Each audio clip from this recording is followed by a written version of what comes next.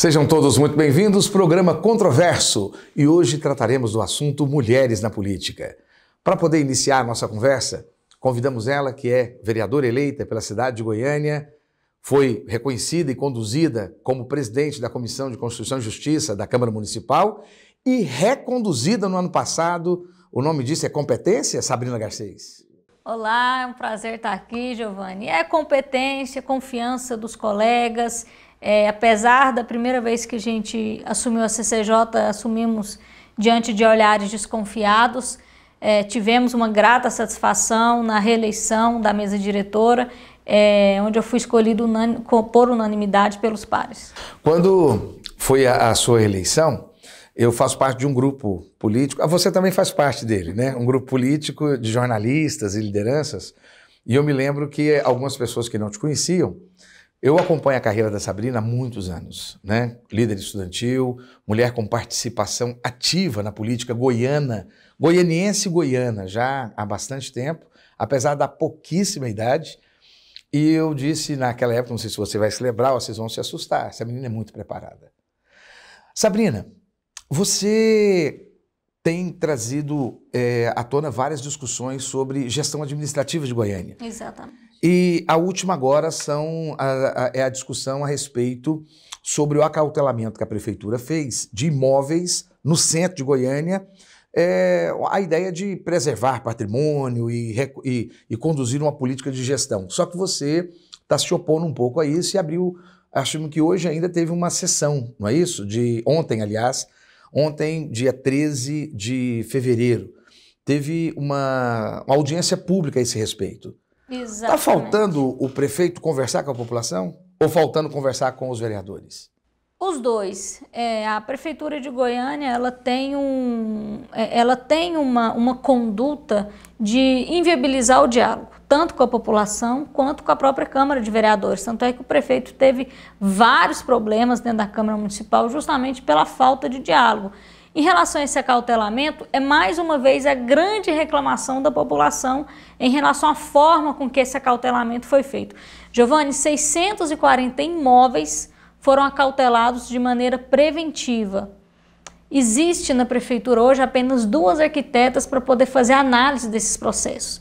Enquanto esses imóveis estão acautelados, eles sofrem uma série de restrições. Não existe tombamento do patrimônio público aí no centro de Goiânia, né? Ainda não. Primeiro se faz um processo de acautelamento provisório e depois você faz o tombamento. Ontem, junto com o pessoal do IFAM, eles disseram que um processo de tombamento demora entre 4 e 5 anos. Então, como que essas pessoas vão ficar com esses bens acautelados por um período como esse? O acautelamento é uma interferência no patrimônio, no patrimônio pessoal, na propriedade privada, não é isso? Exatamente. Mas a prefeitura ela tem condição de fazer essa interferência na propriedade privada? Como foi Ou é com base na lei federal do patrimônio público? Na verdade, começou tudo com uma recomendação do Ministério Público à Prefeitura de Goiânia. Por não enfrentar esse tema ao longo desses anos, nós nunca tivemos um enfrentamento político, uma discussão realmente salutar, tanto na Prefeitura como na Câmara, em relação à preservação do nosso patrimônio, que é fundamental, eu defendo a preservação do nosso patrimônio, mas você precisa ter uma política pública instituída, Giovanni. Você precisa, aquele bem vai ser acautelado, aquele bem é um patrimônio, perfeito, vamos preservá-lo. Como que essa pessoa vai preservar esse bem? Ela vai ter algum incentivo? Na hora de fazer os reparos, por exemplo, você tem que ter um profissional especialista. Não é qualquer profissional, não é qualquer arquiteto ou engenheiro que pode mexer em um bem tombado. Às vezes não sabe as características. Existe um aparato, a prefeitura ela vai ter condições de acelerar um processo de alvará para que essa pessoa possa fazer as reformulações no seu imóvel. Então nada disso foi pensado. A prefeitura simplesmente, de uma maneira cômoda, acata o que o Ministério Público determina e acautela 640 imóveis sem dialogar com a população ou com a Câmara Municipal. Por isso a gente fez um decreto legislativo que é para suspender o ato que acautelou esses imóveis. Agora, nós precisamos entender também que existe uma preocupação razoável em relação ao cuidado desse patrimônio. Exatamente. Quando você vai, para você que está me ouvindo de Brasília, do resto do Brasil, Aqui em Goiânia nós temos uma praça que é o início de Goiânia, que é a Praça Cívica. Ao redor da Praça Cívica, ontem eu estava vindo do setor Bueno para cá, descendo 85, quando você começa a contornar, antes de descer a Avenida Universitária, havia um casarão fantástico, lindíssimo, que foi derrubado para construir uma farmácia. E, vagarosamente, a gente percebe que a mudança das fachadas e a destruição dos casarões em volta da Praça Cívica está acontecendo de maneira forte. Então, é algo preocupante. Claro. Quer dizer, a destruição do antigo centro, que em qualquer lugar do mundo costuma ser preservado. Inclusive uma destruição também praticada pela própria prefeitura. O que a prefeitura fez com a reforma ali na Avenida Goiás? Com aquele canteiro que era histórico, ali na Goiás Norte com os nossos IPs e etc. Então o próprio poder público também tem causado esse ataque ao nosso patrimônio. Agora, agora não que é mais importante, mas fundamental, isso precisa estar na cultura da população, Giovanni, porque quando a prefeitura emite uma resolução como essa, o primeiro impulso da pessoa é refugar isso. Eu não quero tratar de patrimônio histórico, porque isso vai me causar um problema, um constrangimento. Então isso precisa ser amadurecido com a população. E a gente amadurece isso a partir de debates públicos, mostrando a importância de você ter realmente esse bem preservado. Por que a gente não cria? Por que a prefeitura não falou, então? Vamos criar um circuito de visitação a essas casas ali no centro, em Campinas. Então nós queremos propor isso, fazer esse debate para a cidade e não goela abaixo como a prefeitura tem feito. Sabrina, nesse primeiro bloco eu quero tratar um pouco dessas discussões. No segundo bloco eu quero conversar sobre a questão das mulheres que estão tomando uma posição de liderança na política brasileira. Você acha que essa posição do prefeito Iris Rezende, ela foi também essa posição de agir baseado na experiência que ele tem, na experiência como senador, como governador, prefeito, várias vezes eleito por Goiânia e a quem Goiânia tem uma relação emocional. Há uma identificação de Goiânia com o prefeito. Exatamente. Você acha que esse excesso de autoconfiança, ele se traduziu também na questão do plano diretor? Com certeza. Trazer um projeto mais ou menos, olha, nós queremos dessa forma e pronto. O prefeito Iris, ele tem a liberdade, até porque ele foi eleito, as pessoas já o conhecem, já sabem a forma que ele faz gestão. Então, se ele foi eleito é porque a maioria da população de Goiânia queria esse tipo de gestão. Agora, isso evoluiu, Giovanni, não é porque as pessoas querem um prefeito que faz obra, que é enérgico, que ele pode não conversar com as pessoas. O plano diretor é outro exemplo dessa falta de diálogo com a população. O plano diretor, ele joga a nossa cidade, ele faz uma perspectiva da nossa cidade para os próximos 10 anos. O que a população quer? A população não discutiu isso com a prefeitura. A prefeitura colocou isso num site para as pessoas contribuírem, mas nós temos regiões de Goiânia ainda que são regiões mais vulneráveis, que às vezes as pessoas não têm acesso à internet. Isso é uma realidade. E essas pessoas têm que ser ouvidas. A prefeitura ela não pode governar para alguns, ela tem que governar para todos. E principalmente ela tem que ir até as pessoas mais vulneráveis, porque as pessoas mais vulneráveis não têm condições de ir até a administração pública. Então é importante que ela tenha essa consciência. O que a dona Chiquinha do Jardim Primavera quer? Lá para o Jardim Primavera, que é o último bairro da cidade de Goiânia, onde o comércio está morrendo porque você não tem fluxo. Ou então aquelas pessoas do Jardim de Cerrado, que também estão ilhadas. Cerrado, saída de Trindade. Saída de Trindade. Esses dias eu tive lá, o ônibus não consegue passar porque do Jardim de Cerrado 7 para o Jardim de Cerrado 10, porque falta 150 metros de asfalto. A população falou isso para a prefeitura sabe dessas demandas. Então, a prefeitura ela tinha a obrigação de ir e discutir esses assuntos que mexem com a vida das pessoas lá onde as pessoas estão. Sabrina, nós sabemos que ocorre uma falta de recurso público. Nós sabemos que houve uma redução do quadro de servidores e isso não é privilégio de Goiânia, nem de poderes executivos municipais. Isso está acontecendo em todas as esferas do poder. Dá para conversar com todo mundo sempre? Será que não é exatamente isso que as urnas disseram com a eleição de Ronaldo Caiado, com a Rocha Goiás, com a eleição de Jair Bolsonaro? E não é só no Brasil. Será que não foi isso que o mundo a América quis falar com o Trump, né? Na Inglaterra, inclusive com a questão do Brexit, e agora o pessoal já fala da saída da França. Será que não estava precisando de um pouco mais de gestores, o mundo não está precisando de um pouco mais de gestores que comecem a fazer acontecer? Mas o próprio Brexit, eles começaram a agir a partir do que a população queria. A população foi ouvida. A eleição do presidente Jair Bolsonaro foi uma tentativa da população de conseguir ser ouvida. A população estava se sentindo desamparada. A eleição do Lula não foi assim também? A eleição do Lula foi assim. A eleição de Fernando As pessoas, a segurança, quem estava falando de segurança? Cadê isso? Você já era nascido em 92? Já era nascido em 92. Os empresários... Collor de Mello também não foi a mesma coisa? O comércio, as pessoas anseiam para serem escutadas. E a Prefeitura de Goiânia não escuta as pessoas. Você tem ouvido o que do comércio? Eu tenho ouvido que a carga tributária de Goiânia está altíssima, que você não tem condições de trafegabilidade na cidade, o transporte público está caótico e principalmente um desajuste no equilíbrio fiscal. Isso tem matado as nossas empresas, Giovana. Mas aonde que a carga tributária de Goiânia pode ser excessiva? ITU, IPTU, ISSQN, ITBI, e os índices são, as alíquotas são as mesmas que ocorrem no resto do Brasil. O problema é a carga, a forma de cobrar ou a devolução do serviço? O problema, na verdade, são os 3 problemas. Aqui... Oposição! Mas é verdade, Giovana. Eu vou te dar um exemplo. Aqui em Goiânia, a prestação de serviço médico, a Prefeitura cobra 5% de ISS.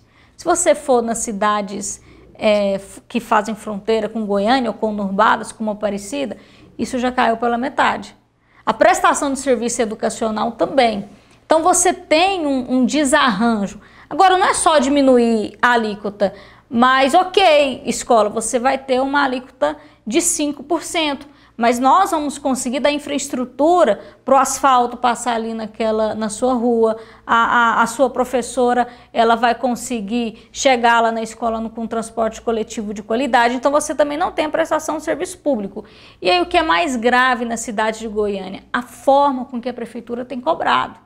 Várias escolas vão fechar, Giovana, porque a prefeitura mudou o seu sistema de cálculo, não avisou ninguém, e aí começou a aplicar a multa. Tem escolas da região noroeste com multas de R$1 milhão.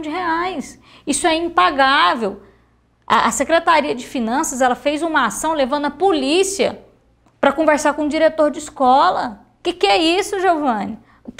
Assim, a Prefeitura de Goiânia, ela trata o seu contribuinte sempre com desprezo e principalmente com desconfiança. É essa relação que é desigual, massacrando os empresários, os pequenos comerciantes. A gente estava vendo os dados do IBGE agora, onde mais se emprega no comércio. Comércio, prestação de serviço, que é o imposto que é destinado para o município de Goiânia. Cadê os polos industriais? A gente está incentivando esses empresários a vir? Eles estão gerando emprego? Ou está gerando em Aparecida, que está arrebentando aqui do nosso lado? Sabrina, Trindade, Goianira, Bela Vista, e Goiânia está perdendo. Os empresários não querem ficar em Goiânia. Sabrina, eu respeito muito sua eloquência, conhecimento técnico, e você enquanto porta-voz, e você sabe que é verdade, mas eu não posso deixar de fazer um ponto de controversão disso aí. Esse discurso mais duro, principalmente da sua parte, não é por causa do ano eleitoral? Esse discurso vem desde o primeiro ano de mandato. Não estou falando de você, não. Sim, sim. Mas de uma forma geral, eu vou trazer os outros vereadores aqui também, mas não tem um pouco a ver com a questão do ano eleitoral? Por que isso não foi melhor planejado desde o primeiro ano? Mas isso é falado. Tanto é que a gente tem combatido o IPTU, o fadado IPTU que Paulo Garcia fez uma bagunça aqui com aquela questão das alíquotas. A Prefeitura de Goiânia, o prefeito Íris, que tanto criticou o Paulo Garcia em época eleitoral, manteve toda a estrutura perversa que o Paulo Garcia criou em relação ao IPTU. Nós estávamos discutindo o Código Tributário na Câmara, a Prefeitura retirou a discussão da Câmara. Mas você acha, sinceramente, que dos pontos mais controvertidos que houveram naquela época foi exatamente a cobrança de acordo com o valor que o imóvel tem hoje? Você acha que realmente isso era perverso? Eu, por exemplo, quando mudei para o meu setor, eu moro na mesma casa há 26 anos. 26 não, desculpa, 24 anos. Então, a rua não estava asfaltada na lateral. Uhum. E grande parte... Eu moro ali no Jaú. Uhum. Então, tem uma parte ali, inclusive, tinha gente que criava gado. Uma vaquinha, duas, né? Pode parecer estranho, mas tinha. Lá sempre foi muito valorizado, mas o valor ampliou muito. E eu tenho reconhecimento disso. Sim. Agora, você pensa o pessoal que mora nos condomínios fechados. O plano diretor, a estrutura fiscal de Goiânia não previa uma estrutura como essa, e eles chegam a valer milhões. E sabe o que acontece? O imposto não é compatível. Então, e é isso que se manteve na gestão do Íris. Não, mas a gestão do Íris... Mas a Câmara de Vereadores ela foi contra a mudança da planilha. Não, a Câmara de Vereadores não foi contra nada. A Câmara de Vereadores não se manifestou em relação ao Código Tributário. A grande questão é que hoje nosso IPTU ainda é cobrado por zona. Então você tem dentro do Alphaville uma casa que tem a mesma alíquota de uma casa que está no setor do Vale do Araguaia. E por que a Câmara não tentou promover uma discussão maior? Tentamos, a Prefeitura retirou o nosso direito de dialogar. Não, ela tirou a discussão de pauta, né? Exatamente. Mas vocês têm condição de continuar. Continuamos dialogando, nós só não podemos atuar especificamente porque isso é uma matéria reservada da Prefeitura de Goiânia, para ela poder, apesar de ser questionado também, mas, bom, vamos tratar com senso comum. Agora, as pessoas elas têm que pagar o imposto referente ao valor venal da sua casa. Isso é corretíssimo. Quem mora numa casa melhor tem que pagar um imposto maior. Só que isso não acontece em Goiânia. Isso é injusto. As pessoas estão pagando a mesma alíquota e os valores venais que não estão corretos, atualizados. Aí o que a Prefeitura fez agora, Giovanni? Ela atualizou o valor venal. Sem passar pela Câmara, mas ok, ela atualizou o valor venal. Ela não mexeu nas alíquotas. Então nós aumentamos o valor venal e nós temos uma alíquota muito alta. Isso vai sobrecarregar o contribuinte. Agora, pior do que isso, é uma prefeitura que faz política fiscal pensando no IPTU. É contrário, ela tinha que estar pensando no ISS, que gera renda e emprego. Goiânia, 65% da sua receita, há menos de 20 anos, era oriunda do ISS. Hoje equalizou, 50% vem do IPTU, 50% do ISS. Isso é um erro, é você apostar no IPTU, porque é mais fácil para a prefeitura cobrar. Sabrina, posição fortíssima. Você vem para a reeleição? Reeleição. Vem? Com vontade? E o povo vem contigo? Eu espero, né? Essa é Sabrina Garcês, esse é o programa Controverso. Permanece conosco, vamos para o segundo bloco. Você está no lugar certo. Em Goiânia, desde 2010, a Capital Mídias é hoje uma das maiores empresas de mídia exterior de Goiás. E por ser a mais completa do segmento, é a única que oferece 4 mídias: painel de LED, painéis iluminados, outdoor e painel rodoviário. Por 4 anos seguidos, a Capital Mídias ganhou o prêmio Os Mais Influentes da Comunicação de Goiás. E se tornou referência quando o assunto é mídia exterior. Capital Mídias, a gente anuncia, você vende. Estamos de volta, programa Controverso, você comigo e nós com Sabrina Garcês. Sabrina, nós percebemos um movimento nacional para igualdade de gênero na política. E eu não estou falando de cota de gênero, não. Essa cota de 30%, que, na verdade, se mostrou quase que um caso de polícia, né? Com compra de votos, candidatas laranjas. Candidatas laranjas, principalmente. Principalmente candidatas laranjas. Você é filha de Cida Garcês, ex-vereadora, Vladimir Garcês, uma personalidade da política goiana, e você tem hoje uma grande expressão política. Essa expressão política se deve à sua atuação particular ou se deve a essa força familiar? Giovanni, eu costumo dizer, às vezes eu vou em palestras e etc., que quando eu fui eleita, as pessoas, eu imagino que elas achavam que eu era uma ameba, entendeu? Que eu ia ficar lá, sentada, ouvindo instruções. Recebendo vozes do além, isso, né? Vozes do além. E não, eu consegui imprimir um jeito novo de fazer mandato, um jeito diferente. Meu tio teve o jeito dele de fazer mandato, a minha mãe o dela e eu o meu. E pela minha formação, sou advogada, especialista em direito público, é uma área que eu já estudava muito. A minha militância partidária, militância estudantil. Então, hoje, o mandato da Câmara, ele tem a minha cara, é o jeito de fazer política da Sabrina. Que não é melhor nem pior que o da Cida, é só um jeito diferente. Mas é exatamente esse o ponto que eu quero tocar. Mulheres na política. Que tipo de fragilidades que uma pretensão feminina tem quando resolve participar da política? A primeira é o tempo. Porque ainda o tempo dedicado à casa, principalmente entre mulheres que são casadas ou têm um companheiro, não é igual. A mulher, ela se dedica mais à sua casa, aos seus filhos, do que um homem.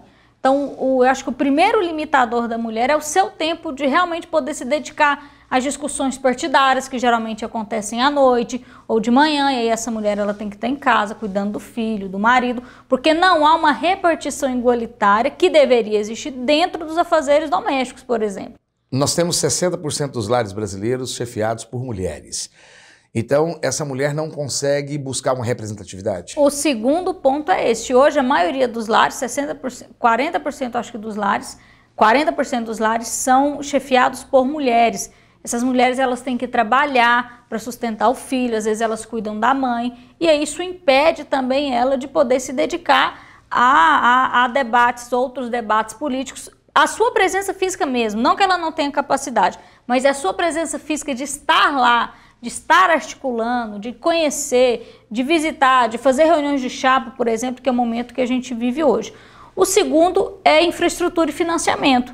Antigamente, com os financiamentos privados, a maioria do financiamento ia para candidaturas masculinas. Hoje, o país conseguiu estabelecer uma cota mínima, uma cota que ainda só é aplicada ao mínimo dela, que é 30%. Dificilmente você vai ver uma mulher candidata dentro do seu partido que não vai estar inserida nessa cota dos 30%. Então, a candidatura das mulheres ainda não é encarada pelo partido político como uma candidatura prioritária. Você sente isso na pele? Sinto isso na pele. E tenho falado para as mulheres que aí nós temos que aproveitar o jogo. A arrecadação para a campanha que você enfrentou, você sentiu dificuldade por ser mulher ou por ser jovem? Dificuldade por ser mulher, por ser jovem, e nós temos que nos unir agora, Giovanni. Nós temos que aproveitar esse momento maravilhoso de formação de chapa, e eu tenho falado isso para as meninas onde eu vou, que nós precisamos estar juntas no partido, dialogando juntas. Vamos aproveitar, então, o sistema, já que a cota é 30%, então vamos jogar que a cada uma mulher a gente garante 3 homens dentro de uma chapa. E isso é valioso na hora que você vai registrar a sua ata. Então as mulheres têm que estar unidas. Mas aí a seleção dessas mulheres, geralmente são esses grupos de homens que são a hegemonia do partido, que saem atrás de indicação de mulheres, e aí que vem aquela acusação que foi feita no Tribunal Regional Eleitoral. Exatamente. De que essas mulheres trazidas, cooptadas por esses homens líderes, são apenas laranjas do projeto. Mas aí eu estou falando das mulheres que realmente queiram ser candidatas. Essas que vêm fora do esquema, elas conseguem romper a barreira? Conseguem firmar e conseguem exigir? Se elas estiverem unidas, sim. Se elas não estiverem unidas, elas não conseguem. Porque, Giovanni, uma coisa é você pegar uma mulher, prometer tudo para ela, porque hoje os partidos, por conta das candidaturas laranjas, eles têm as candidaturas femininas com uma preciosidade, eles vão chegar em todas as mulheres que são candidatas, que queiram ser candidatas e que serão efetivamente, e vão oferecer tudo para elas. Passou o dia de registro da ata no TRE, esquece, essas mulheres não vão ter mais contato com o presidente do partido. Isso aconteceu historicamente, tomara que agora mude, mas historicamente esse é o padrão. Depois que registrou a chapa, ok, uma mulher quer sair, sai, você tira 2 homens, 3 homens do rabo da chapa lá. Mas se 5 saírem de uma vez, Giovanni, são 15 candidaturas masculinas que tem que ser retirada da ata também. Isso tem um peso, É isso, nós temos que jogar com o regulamento na mão. Você colocou para mim duas questões. Primeiro, uma questão particular das mulheres, principalmente líderes de família, mulher que tem tripla jornada, né, uma condição pessoal dessas mulheres, nesse sentido da viabilidade pessoal e ausência de recurso financeiro. Então, são duas questões, né, ausência de recurso financeiro e ausência de tempo. Outra questão também que você trouxe foi a resistência do partido em dar esse espaço e dar esses recursos, em viabilizar e querer utilizar a mulher apenas como um instrumento para cumprir um rito da lei. Exatamente. Eu poderia acrescentar um quarto? Como é que está a formação da mulher para a disputa?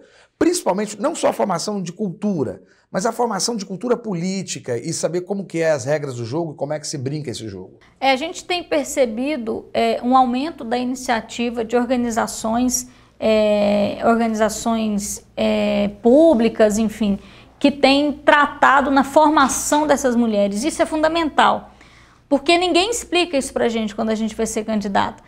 Difícil. Você já sabia porque veio do movimento estudantil, sim, exato, que havia toda uma... Você já era plateia, né, já estava nos bastidores de tudo então, assim, isso. Como que calcula o coeficiente de uma chapa? Porque tem aquela história, presidente de partido. Não, aqui você vai ser eleita com 2.000 votos, aqui você vai ser eleita com 5, com 3.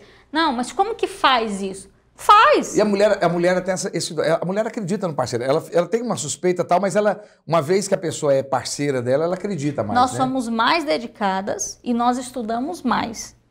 Então a mulher, ela precisa dessa formação. Além disso, ainda tem a questão do regimento interno, o que é ser aquele cargo e assim por diante. Exatamente.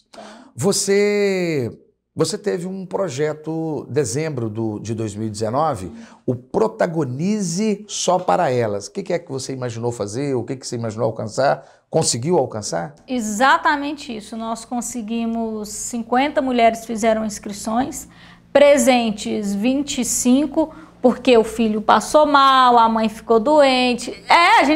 Não tinha dinheiro para um ônibus. O próximo que eu vou fazer, eu vou colocar inclusive uma brinquedoteca lá, porque a gente tem que adaptar as questões às características das mulheres. Eu tenho que adaptar o meu evento. Se eu quero um público mulher, e eu não pensei nisso antes, o próximo Protagoniza, eu vou ter uma brinquedoteca para que elas possam levar seus filhos. Mas passando isso, foi justamente um período de formação onde a gente falou sobre legislação, sobre comunicação, sobre rede social, porque como elas têm menos dinheiro, elas vão ter que investir em um mecanismo que faz comunicação em massa, e hoje é a rede social. Mas como manusear esse instrumento? Como se mostrar? Não é só jogar lá, você tem que ter realmente você tem que ter um conhecimento. Isso foi passado, conhecimento de formatação de chapa, cálculo eleitoral, coeficiente. Então, nós fizemos uma formação mínima e básica para que ela saiba o que ela vai enfrentar. E a vivência também do mandato. Se ela for eleita, o que ela vai encontrar? Porque ela tem que saber se ela quer isso. Ela quer realmente ser vereadora, ou ela quer ser prefeita, ela quer ser deputada. Mas você fez esse material aí para o seu partido, né? Para todas as mulheres. Para, Sabrina. Aberto, não só para Goiânia, tiveram pessoas do interior. Porque o fundamental é a gente incentivar essas mulheres a estarem na política. Se é do meu partido, se é contra mim, não me interessa. As mulheres têm que ocupar esse espaço. Você se entende como uma pessoa com uma formação mais à direita, mais à esquerda ou mais de centro? Centro. Eu tenho uma dificuldade porque foram conceitos pensados há séculos, né? Então eu tenho uma dificuldade no mundo hoje. Você se compreende uma pessoa mais liberal ou mais conservadora? Não, eu sou mais liberal. Mais liberal nos costumes? Mais liberal. Bom, se a gente for colocar dentro dos parâmetros ainda estudados no século passado, vou colocar que eu sou um centro-esquerda. Centro-esquerda, né? Deixa eu te perguntar outra coisa. Essa ideia sua, isso que você implementou, você não está sozinha. Parece que está explodindo isso Brasil afora. Nós tivemos agora dia 13 também, dia 13, quinta-feira passada, né? Apesar que nós estamos gravando sexta, viu, gente? Um dia depois. O programa vai no ar na terça e na quinta. Nós tivemos o Jornada da Candidata, que é um evento que aconteceu em São Paulo. Eu contei acho que 11 entidades que têm um propósito semelhante a esse projeto Protagonize Só para Elas que você fez. Você consegue falar alguma coisa a esse respeito? Você tem alguma informação a esse respeito? É um projeto importante, como você disse, é um projeto no âmbito nacional. Como eu disse no início, tem várias organizações tratando da formação política. não só para mulheres, mas para homens também. E a partir disso começou a se desdobrar para darmos uma atenção especial para as mulheres, para ver se a gente consegue diminuir essa desigualdade de gênero na representatividade política do país. Então é mais uma formação importantíssima, e outras também virão e outras estão acontecendo. Isso é fundamental, formar mulheres para que elas ocupem os espaços. No próximo bloco nós vamos dar espaço para a Brenda Prata, que é representante de relacionamento do movimento Goianas na Urna.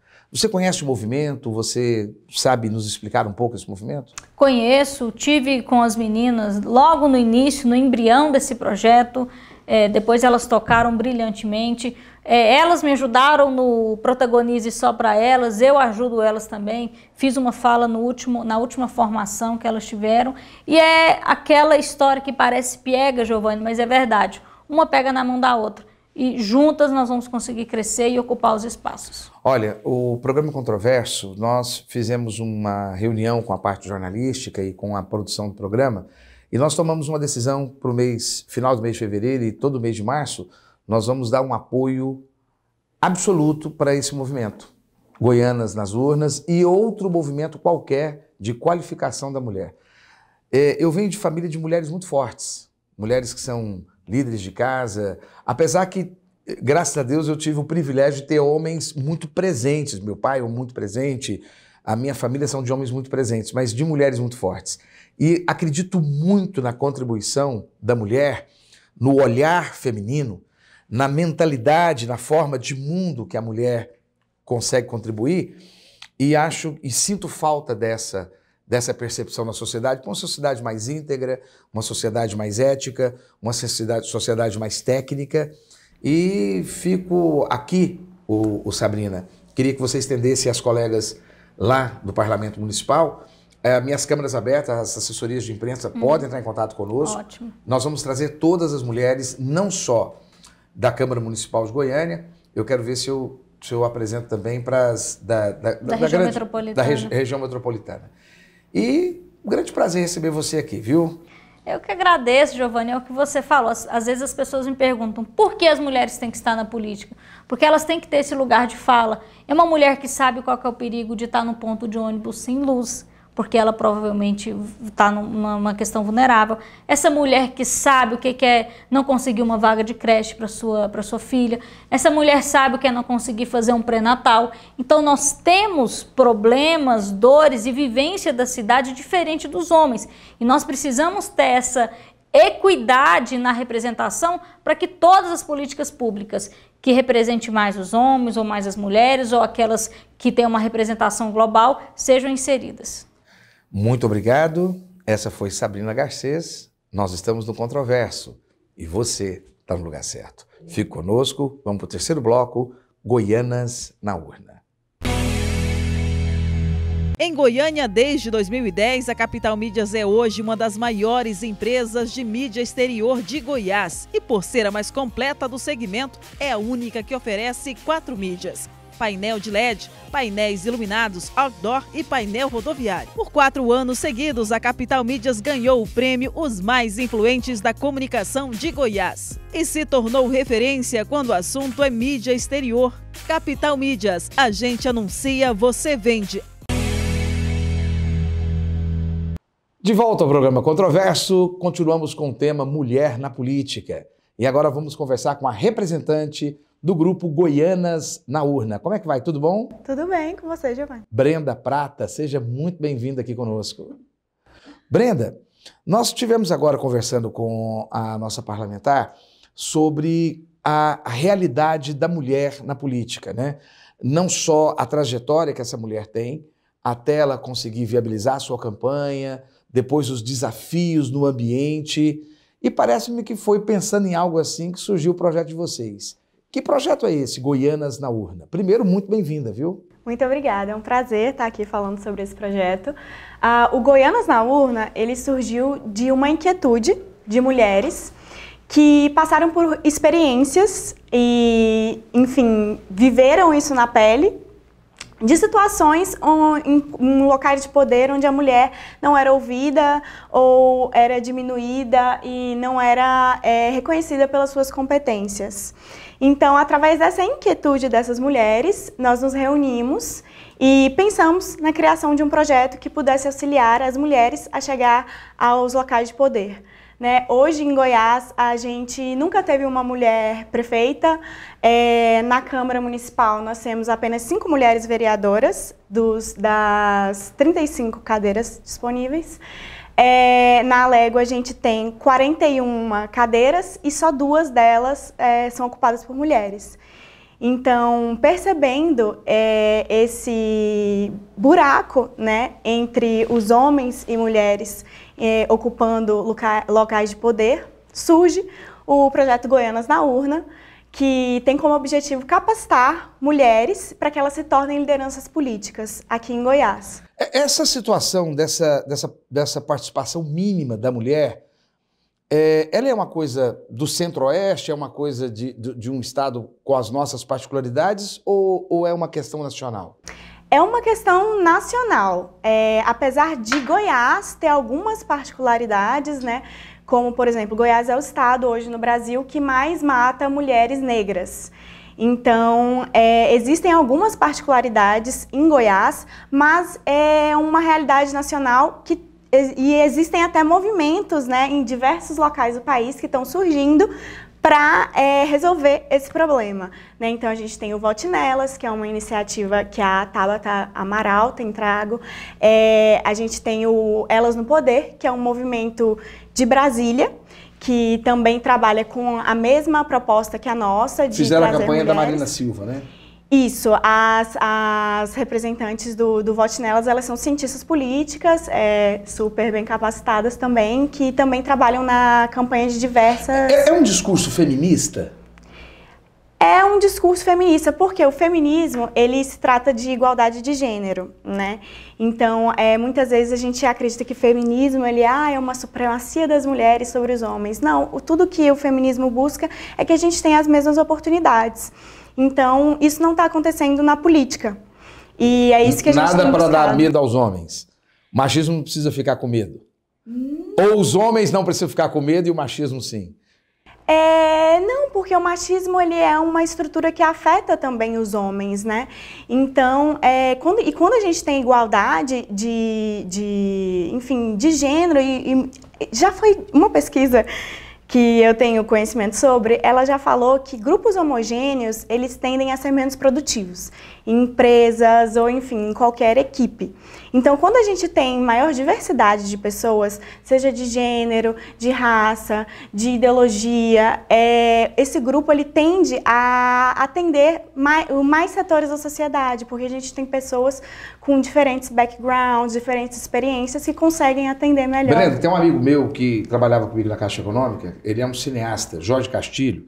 Ele estava conversando comigo ainda hoje, dizendo o seguinte, que parece-me que um grupo de Davos, ou Davos, né, vamos de acordo com o regionalismo, né, eles têm lá fundos enormes de investimento e que optam, parece-me que é uma diretriz, que agora somente instituições cujos conselhos tiverem uma ampla participação feminina é que serão eleitos para receber aqueles fundos.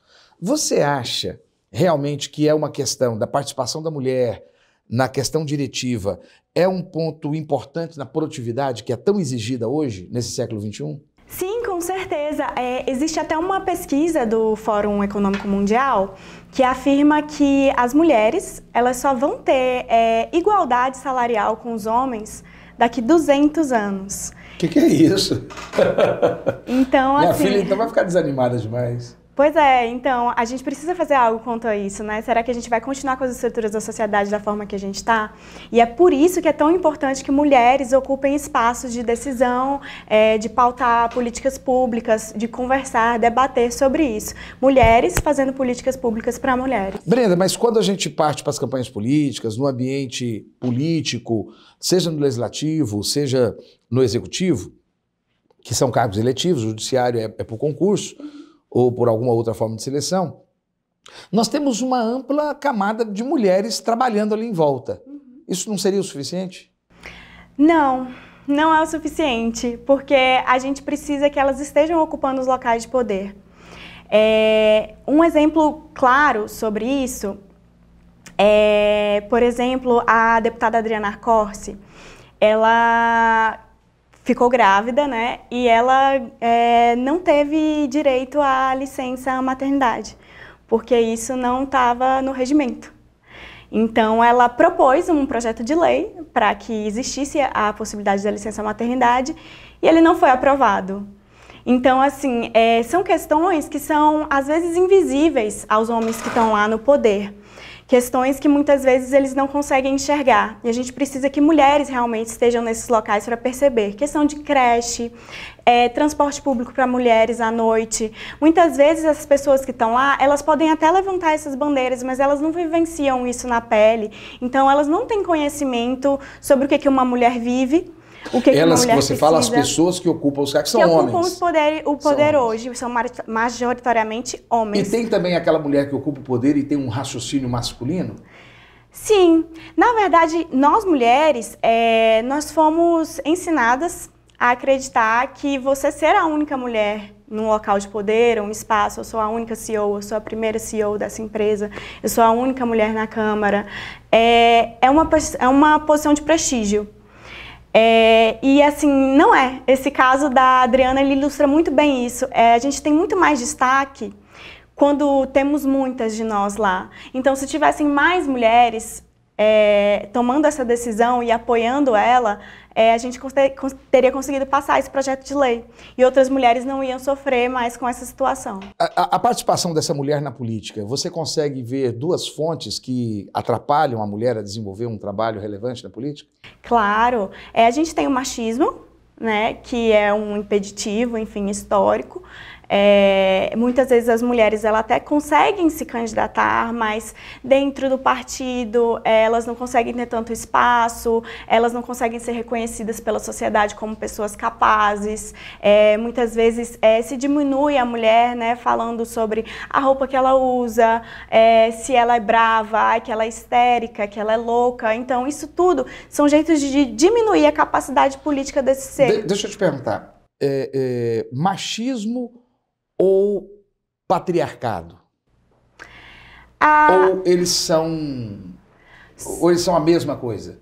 Não são a mesma coisa, mas eles trabalham em conjunto para a situação que a gente tem hoje, né? Você pode explicar isso para o nosso telespectador? Bom, então, o machismo, ele é uma estrutura criada pela nossa sociedade devido a um processo histórico, onde os homens, eles tendem a ocupar espaços de poder mais que as mulheres, tendem a tomar decisões para as mulheres e as mulheres ficam em segundo plano.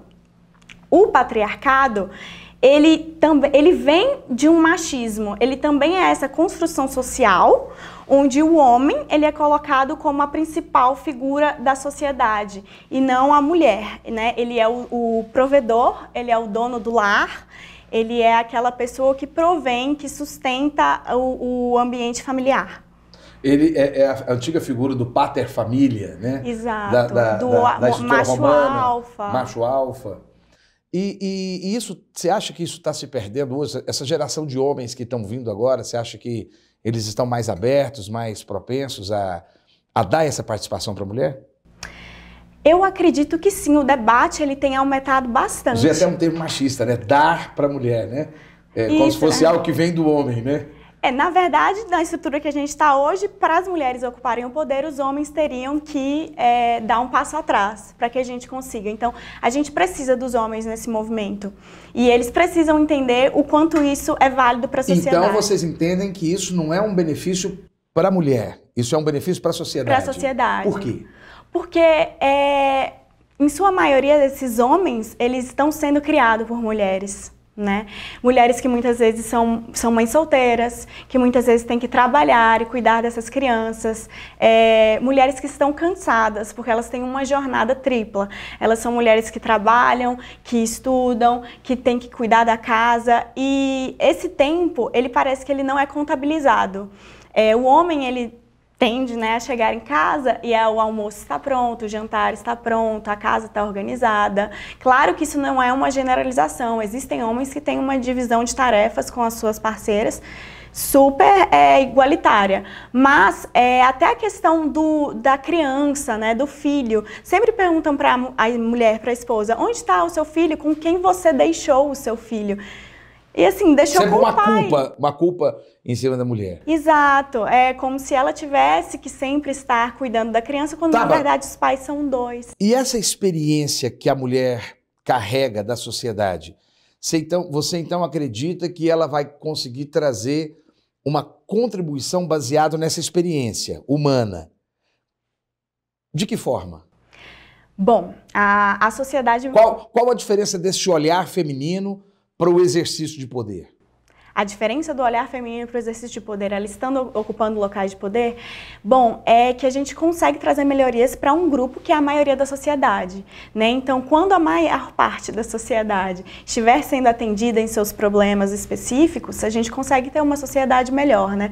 As mulheres, elas estão sendo violentadas, né? Elas estão passando por diversas situações que não são atingidas aos homens. Então, a gente precisa que essas mulheres, elas tenham os mesmos direitos que os homens dentro da sociedade. Vamos assistir rapidamente, eu tenho poucos minutos, vamos assistir rapidamente aqui o vídeo que está no portal de vocês, né?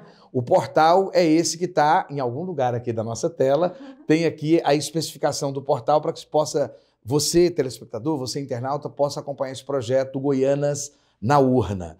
Acesse conosco.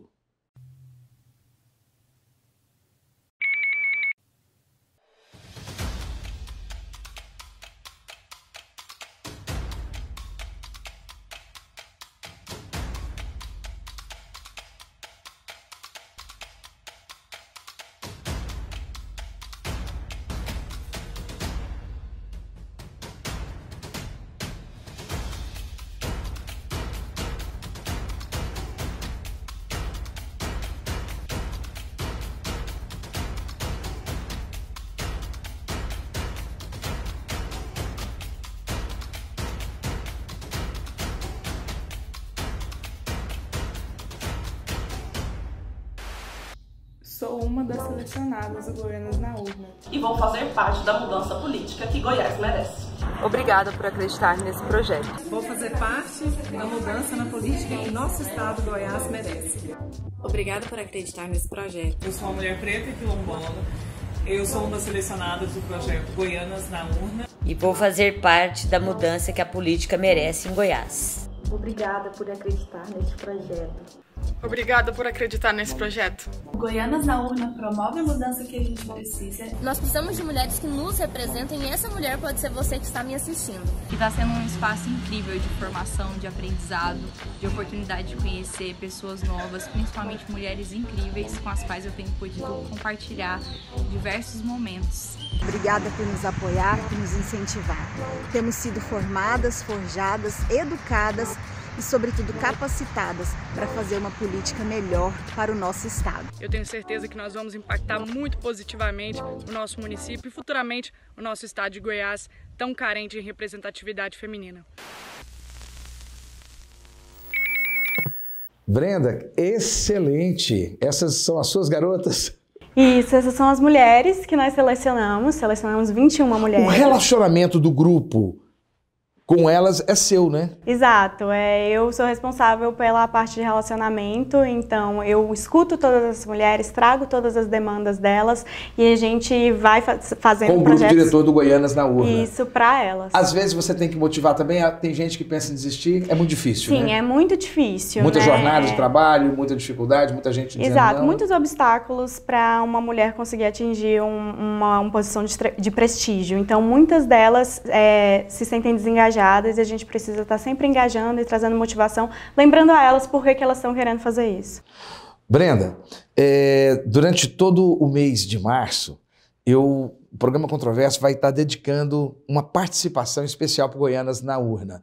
A gente acredita muito nesse projeto, estamos sentindo assim muita, não só vibração positiva pela animação de vocês, mas a importância que eu entendo dessa transformação na sociedade e na nossa política. Mas eu acho que precisa ouvir de você. Se por acaso tudo der certo, se por acaso todos os projetos que vocês têm e todos os alvos acontecerem, que tipo de benefício a sociedade vai ter? Fica aí a câmera para você fazer a sua mensagem final. O Goianas na Urna ele tem o objetivo de dobrar o quantitativo de mulheres eleitas hoje na Câmara Municipal de Goiânia. Hoje nós temos 5 mulheres eleitas. Nós queremos, nesse ano de 2020, dobrar para 10 mulheres. E o que acontece quando a gente tem maior representatividade de mulheres nesse espaço de poder?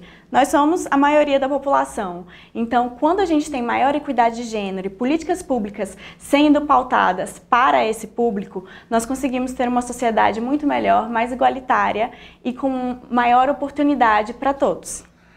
Essa foi Brenda Prata, líder de relacionamento do Grupo Goianas na Urna.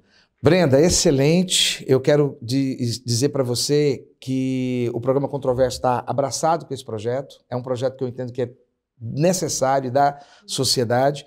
Queria que você estendesse às demais voluntárias que são líderes desse projeto, principalmente a Emília, que é presidente. A Emília, que é presidente, ela está hoje num evento chamado A Jornada da Candidata, que envolve várias ONGs, várias instituições que estão promovendo essa igualdade de gênero na política e estará conosco na semana que vem. Perfeito. Estenda o nosso cumprimento e você tenha esse lugar como lugar seu também. Muito obrigada por esse local de fala, por podermos apresentar esse projeto, que ele é tão significativo para nós e para toda a sociedade.